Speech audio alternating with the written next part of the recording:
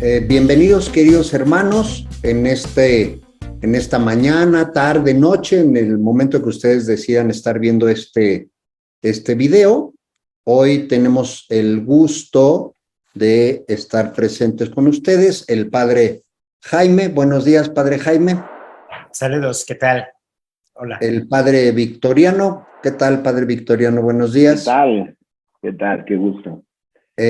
Y su servidor, el diácono José Antonio Tame, y hoy vamos a tener el gusto de reflexionar conjuntamente con ustedes las lecturas de este domingo 29º del tiempo ordinario. Entonces vamos a comenzar. Padre Victoriano, ¿quieres hacer alguna provocación? Pues está como el tema de la oración insistente, que es un tema, bueno, el tema de la oración es un tema muy frecuente en Lucas, y entonces nos presenta frecuentemente a Jesús orando y la necesidad de la comunidad de orar. Ahora, la cuestión es si mi oración, de cualquier modo, si soy insistente, entonces Dios va a hacer mi voluntad, es decir, lo que yo le pido ante cualquier circunstancia, porque pues ya ven que hay ahí como leyendas a propósito de haz esta oración y rézale esta novena y así, ¿no? Entonces, bueno, hoy el Evangelio creo que nos da varias pistas para entender y la relación de la oración con la fe y que confluyen en este personaje interesante que es una viuda. La categoría de los pobres en la Sagrada Escritura está designada ordinariamente por las viudas y los huérfanos, las categorías más desprotegidas. Entonces, bueno, es un personaje interesante. Muy bien, muchas gracias, padre Victoriano. ¿Te parece entonces que procedamos a la lectura del texto del Santo Evangelio? Procedamos. Padre Jaime, ¿nos haces favor como costumbre? Claro, con gusto. Del Evangelio según San Lucas. En aquel tiempo, para enseñar a los discípulos la necesidad de orar siempre y sin desfallecer, Jesús les propuso esta parábola. En cierta ciudad había un juez que no temía a Dios ni respetaba a los hombres. Vivía en aquella misma ciudad una viuda que acudía a él con frecuencia para decirle: hazme justicia contra mi adversario. Por mucho tiempo el juez no le hizo caso, pero después se dijo: aunque no temo a Dios ni respeto a los hombres, sin embargo, por la insistencia de esta viuda, voy a hacerle justicia para que no me siga molestando. Dicho esto, Jesús comentó: si así pensaba el juez injusto, ¿creen ustedes acaso que Dios no hará justicia a sus elegidos que claman a Él día y noche y que los hará esperar? Yo les digo que les hará justicia sin tardar. Pero cuando venga el Hijo del Hombre, ¿creen ustedes que encontrará fe sobre la tierra? Gracias, padre Jaime. Padre Vic, pues ya nos hacías favor de darnos algunas pistas, ¿nos quieres comentar? Algunas pistas, pues encontrará fe sobre la tierra. Este es un punto, porque la cuestión de la fe, lo hemos visto en los últimos domingos, es una constante, hay una insistencia, casi como una antífona, como un estribillo que aparece ahí en el entramado de lo que el evangelista Lucas nos va haciendo. Entonces, como ya decía, el tema de la oración es un tema central que Lucas presenta frecuentemente a Jesús orando y la necesidad de la comunidad ahora. Narra esta parábola, una parábola que como en Lucas sucede frecuentemente, como sin contexto, ¿no? De repente sobre la necesidad de orar con insistencia, de orar constantemente, y lanza esta parábola. Hay esta figura del juez que es como, como dijéramos, como paradójica, como contradictoria, ¿no? Cuando se instituye los jueces en Israel, nos lo narra el segundo libro de Crónicas, es precisamente para que hicieran presente la justicia hacia los más desprotegidos, porque pues estaban a merced, ¿no? De cualquier, pues de las injusticias, de la gandalle, del prepotente y del que repartía el queso, ¿no? Ahí la necesidad de instituir una instancia, donde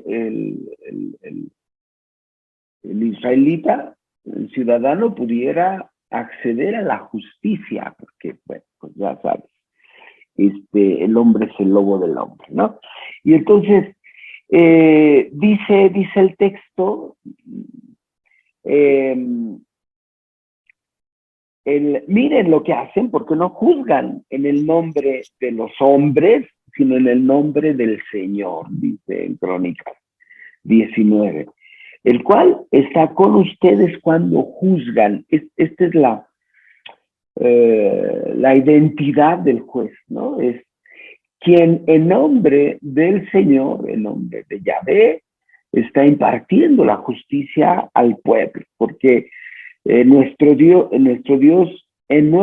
no hay injusticia ni acepción de personas en la admisión del cohecho. Es decir, la impartición de justicia, y aquí me parece que no es como en una de las acepciones de justicia de la santidad, sino de escuchar el clamor del necesitado, escuchar el clamor del desheredado, del desprotegido, porque Yahvé consistentemente en el Antiguo Testamento se hace cargo del clamor del desamparado. Entonces, Él es su amparo, Él es su protección, y a través del juez, pues realiza esta acción en Israel. Ahora, la paradoja es que este juez, fíjense, dice, yo no temo a Dios, ¿no? Es decir, es un juez sin Dios. Uh-huh. Y entonces, del lado de quién está la respuesta de Dios. Porque está el otro personaje, que es la viuda, que se convierte ahí como en una viuda molona, ¿no? Que está machaque y machaque, ahora me tienes que hacer justicia. Y no como una pobre mujercita, así como abnegada, sufrida, ¿no? Que lloriquea, sino con una insistencia que es muy interesante. Fíjense, Manuel Villalobos recupera, un autor que tiene una página de Working Preacher, una exégesis del verbo que utiliza Lucas para designar a la viuda. Dice, es un verbo muy violento que solo se utiliza 2 veces en el Nuevo Testamento, uh-huh. En Primera de Corintios, lo utiliza Pablo. Es un verbo griego que dice hypopiazo o hipopiazo.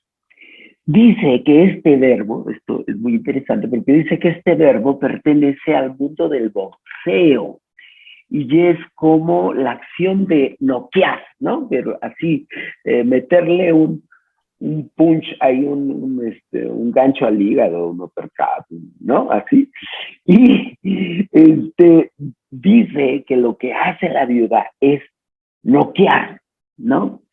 Es decir, lo que ejerce la presión para que se realice la justicia, no es que ya estuviera harto de este lamento latoso de la viuda, sino la acción contundente de la viuda para que se haga justicia.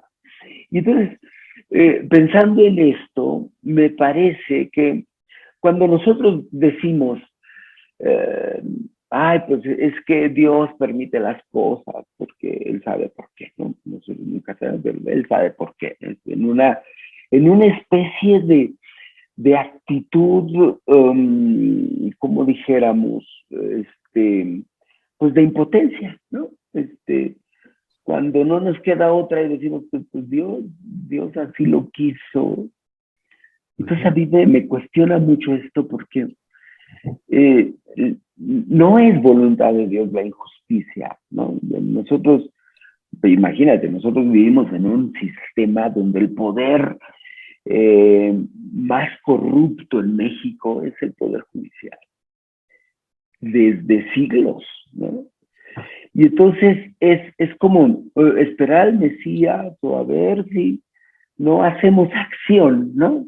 Y entonces, lo que parece indicar Lucas en esta parábola de Jesús es que la fe, ¿no? Porque ya ven que remata, y cuando regrese el Hijo del Hombre, encontrará fe en este mundo. Es decir, la fe, como hemos insistido muchas veces en este espacio, corresponde a un estilo de vida, no en una especie de abracadabra como muchas veces enseñamos y alcahueteamos en las comunidades donde, sí, pues sóbele al santito y réstele la novena y el trigo y ofrezcan la veladora y váyase de peregrinación a la basílica de rodillas con un nopal enfrente y un atrás.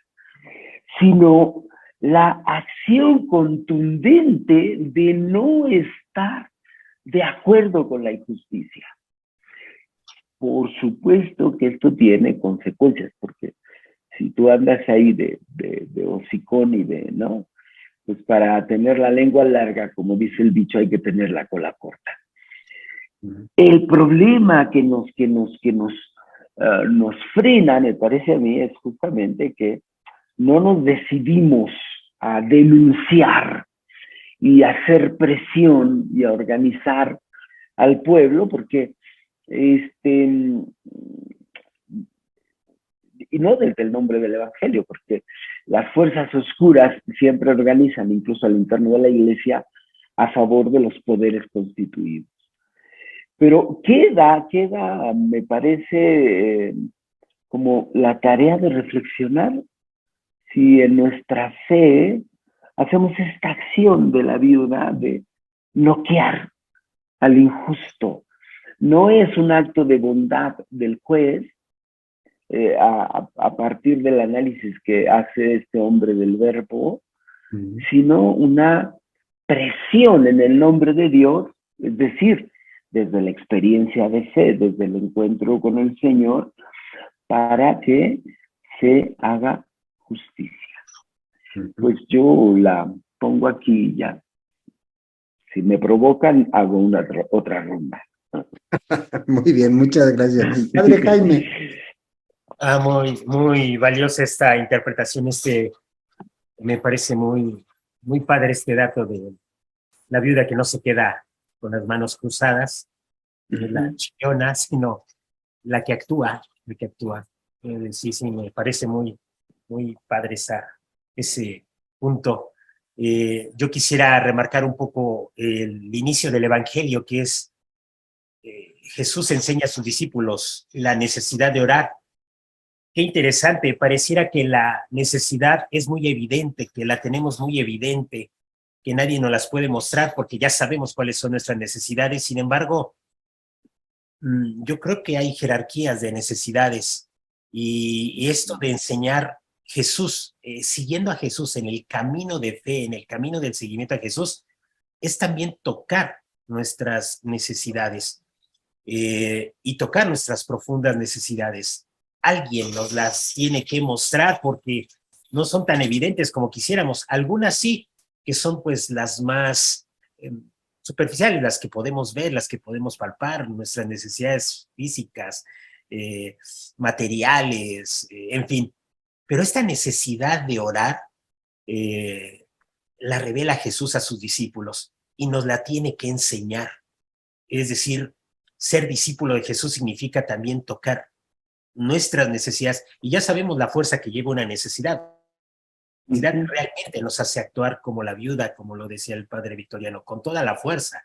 Una necesidad nos empuja a buscarlo por cielo, mar y tierra, lo que necesitamos, porque nos estamos dejando llevar por esa fuerza, por esa necesidad.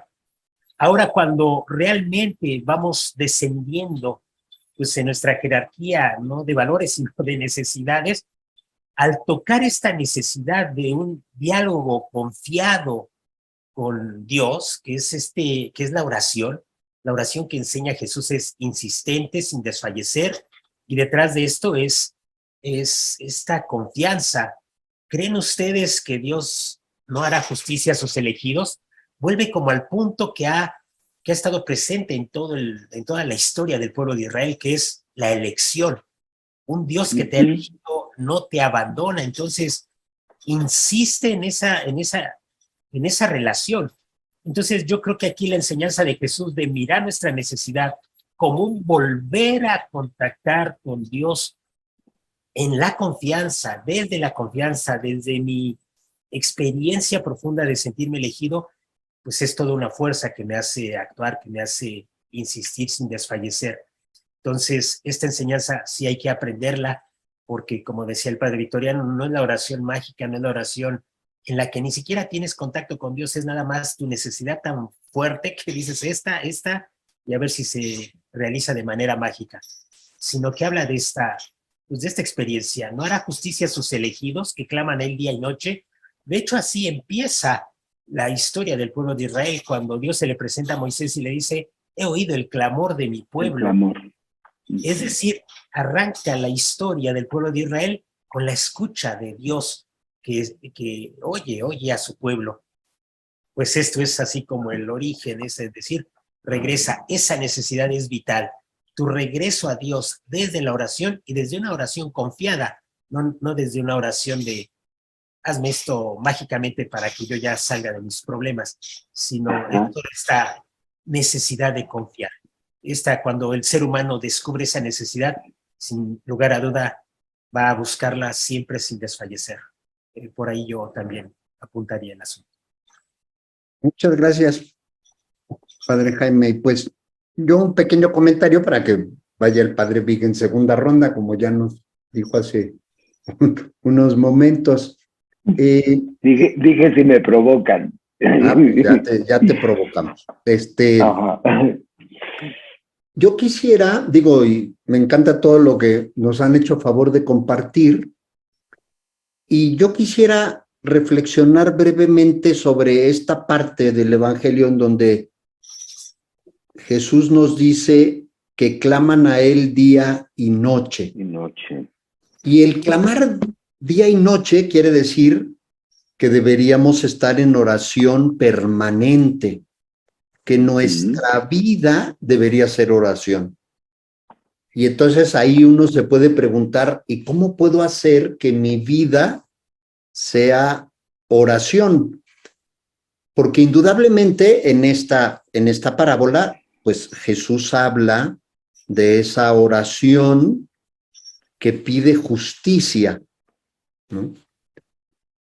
Pero la oración, como el mismo Jesús nos ha enseñado, pues puede ser de diversas formas y de diversas maneras, porque también tenemos que hacer y hacemos oración de agradecimiento, de peticiones, de varias cuestiones que podemos ir observando. Y es que esa oración es esa comunicación permanente que deberíamos de tener constantemente con Dios.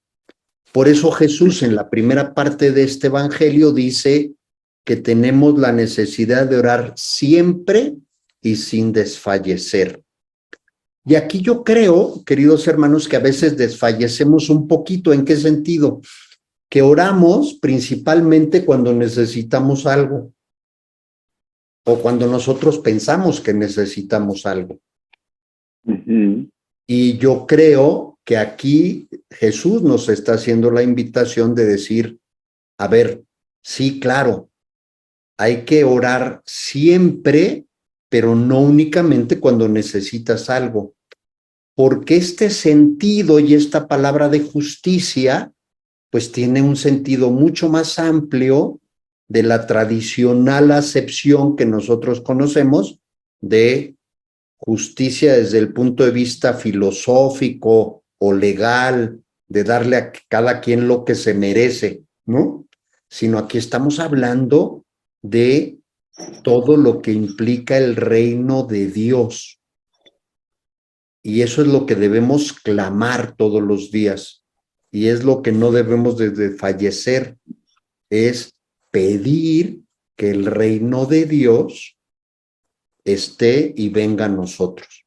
Yo ahí quería hacer este pequeño comentario. Padre Vic, ¿lo provocamos para un segundo? Sí, sí, sí. Bueno, solo subrayar que siempre hay dos aspectos, o como te dijera, dos ámbitos, ¿no?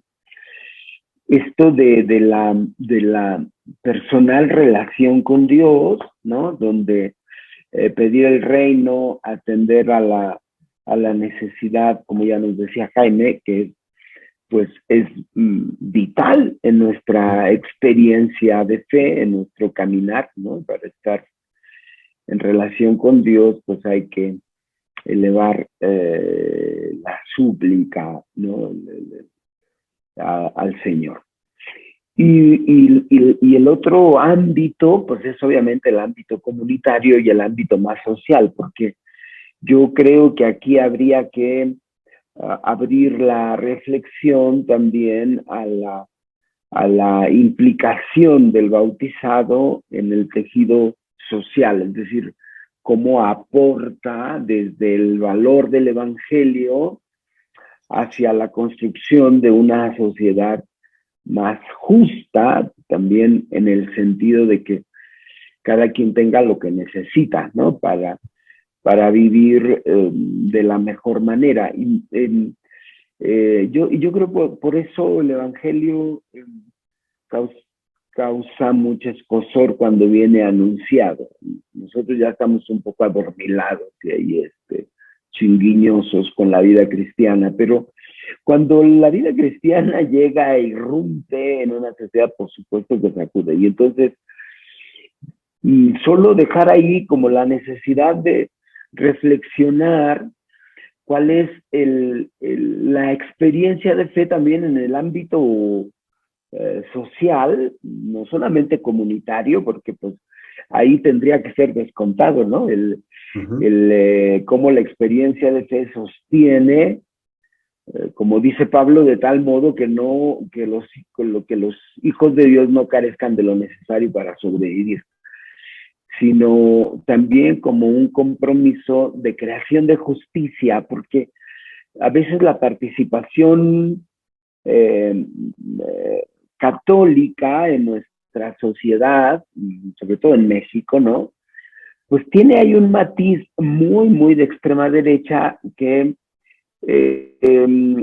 pues irremediablemente se alía con los poderes constituidos, los poderes de facto, ¿no? Y entonces, bueno, pues yo creo que es una tarea, es un pendiente que todavía tenemos de la acción social. Muchas gracias, Padre Vic. Padre Jaime. Sí, yo ahí me estacionaría. Ok. Muy bien. Bueno, Pues yo también creo que está muy, muy completa esta reflexión. Yo nada más quisiera hacer una invitación, si me permiten, padre Vic y padre Jaime, que esta vida de oración, ojalá, además de que hagamos oración personal, que es excelente y es lo que tenemos que hacer, pudiéramos fomentar la oración en familia, ¿no? Y yo siempre que tengo oportunidad, y hoy quisiera comentarlo, de que nos propusiéramos hacer oración en la noche en familia antes de que cada quien ya se vaya a retirar a sus habitaciones y se prepare para dormir, reunirnos y hacer oración en familia. Y en las mañanas, antes de que cada quien salga a sus labores habituales, hacer oración en familia, porque la oración une más a las familias. La oración une más a las parejas. La oración une más a los hermanos, porque encontramos en la oración esta causa común y la oración se vuelve mucho más poderosa si no es una oración individual, si no es una oración colectiva de la comunidad. Y esto ya lo comentaba el padre Victoriano al inicio de esta charla. Entonces, invitarlos, queridos hermanos, a que esa oración en familia la fomentemos más de lo que hoy la practicamos y van a ver que cambios importantes se van a dar en la familia. Pues muchas gracias, queridos hermanos, les agradecemos mucho, les encargamos mucho si les gustó esta charla, esta reflexión, que nos hagan favor de hacer el clic donde está el pulgar hacia arriba, la manita hacia arriba, y también que nos ayuden compartiendo este video con las personas que ustedes consideren que también les puede interesar para que esta comunidad que hemos ido formando, pues con la gracia de Dios vaya creciendo de día en día. Muchísimas gracias, que Dios les bendiga y nos veremos la próxima semana, si Dios quiere. Hasta pronto. Bendiciones.